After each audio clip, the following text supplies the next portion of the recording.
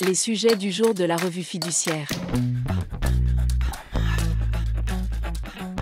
Premier sujet de notre JT. Notion de travail effectif.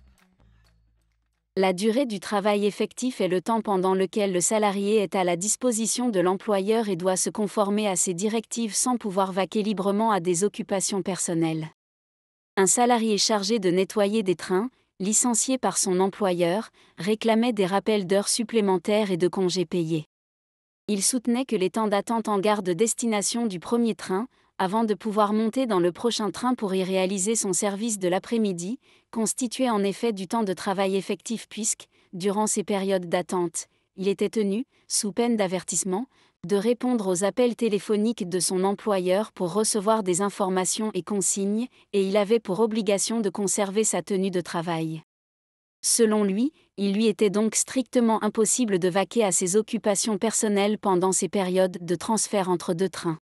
Mais pas pour la Cour de cassation, qui a jugé que le salarié ne démontrait pas qu'il avait été soumis à des contraintes d'une intensité telle qu'elles avaient affecté, objectivement et très significativement, sa faculté de gérer librement le temps pendant lequel ses services professionnels n'étaient pas sollicités et de vaquer à des occupations personnelles.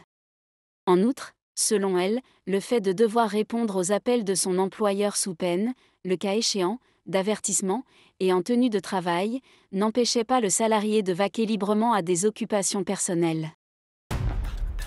Deuxième sujet de notre JT. Cotisation foncière des entreprises, CFE.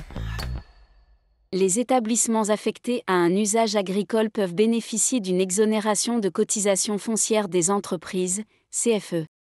Il s'agit de bâtiments servant à la réalisation d'opérations qui s'insèrent dans le cycle biologique de la production animale ou végétale ou qui constituent le prolongement de ces opérations.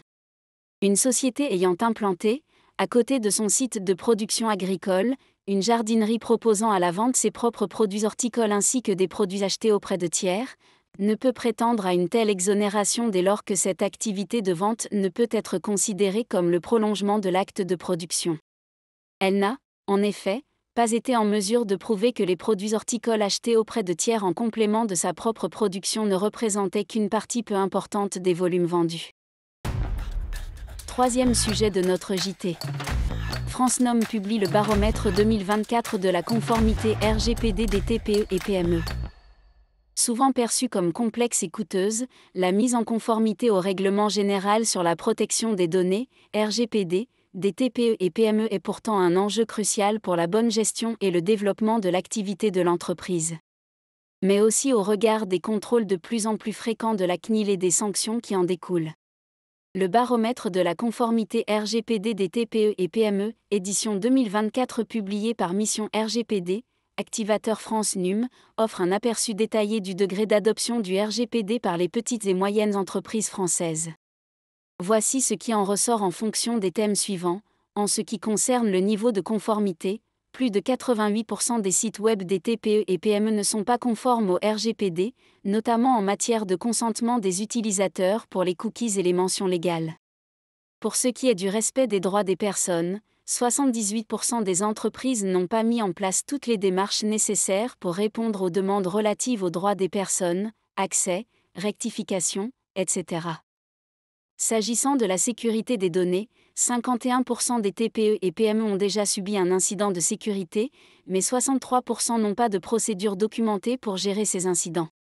Sur la partie documentation réglementaire, seulement 5% des entreprises disposent d'une documentation complète et conforme au RGPD, comme un registre des traitements des données, document essentiel en cas de contrôle de la CNIL.